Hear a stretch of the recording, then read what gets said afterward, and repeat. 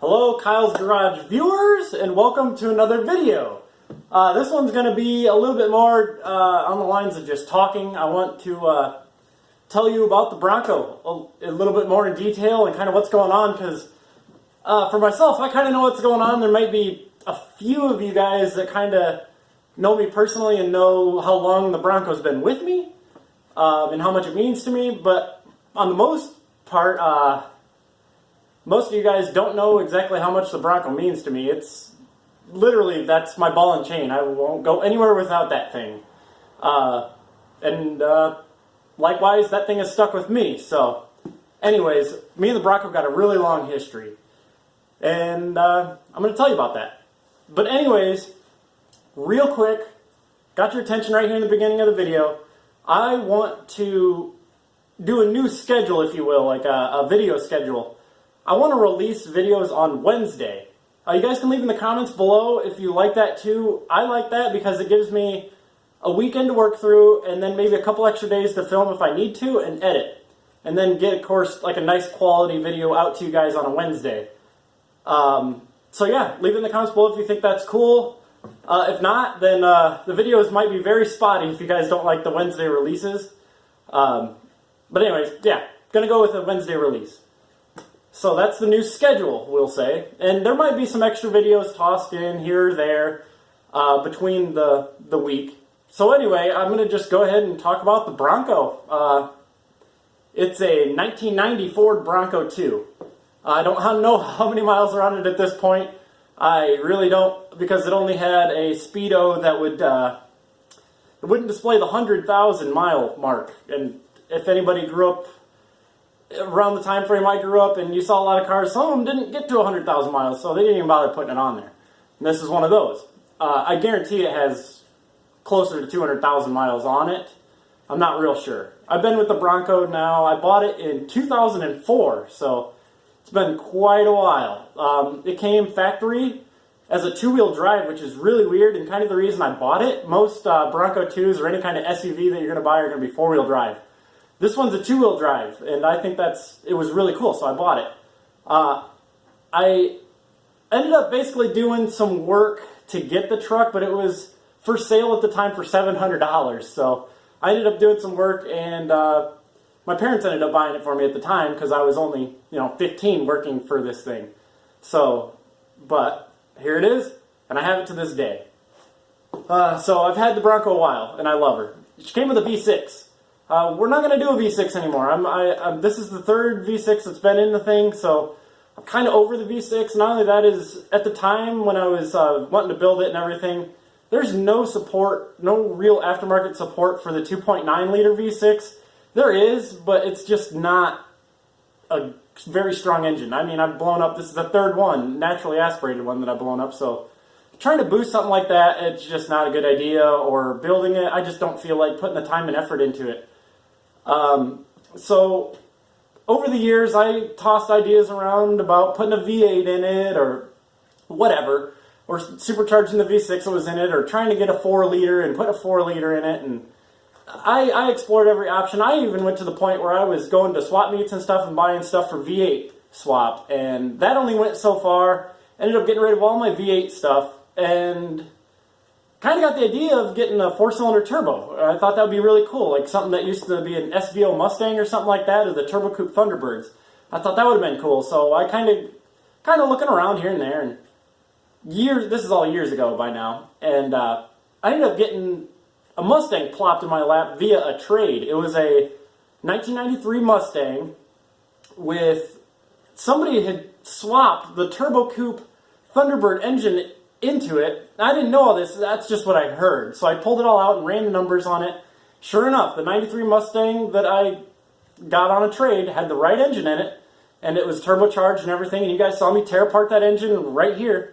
That was really cool. That was the same engine. And that engine is a 1989, I misread the serial number, or the little part number on there, but it is an 89 Turbo Coupe engine. So it's a real engine, and the perk of the Turbo Coupe engine is that it has forged pistons, and that's the biggest deal.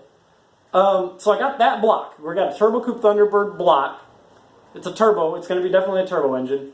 and I'm running a naturally aspirated 93 Mustang head on it. And the cool thing about that is it's got roller rockers, and it has 2 spark plugs per cylinder, so a total of 8 spark plugs. So it should keep the turbo kind of a little bit more efficient as far as sparking is concerned. And I guess that's a common thing when people do the 2.3 liter turbos. They, I guess an NA head works on them just fine. Of course, there's a lot of figuring that I don't know, but there is a company out there called Stinger Performance, and they're going to be helping me out quite a bit, I'm sure. They have forums on their pages. I can email them and that, and so eventually we're going to get it going. So why no V6? We already know that. I already explained that. It's too much work for not enough. The V8 was cool, but everybody does a V8, and it was way too easy to just throw a V8 in it with an automatic, but that's boring. So I'm a different kind of guy, car guy anyway. I like to do different things. I'm not trying to do the same thing everybody else is doing. So that's why I wanted to do the Ford 4-cylinder turbo in the Bronco with a 5-speed.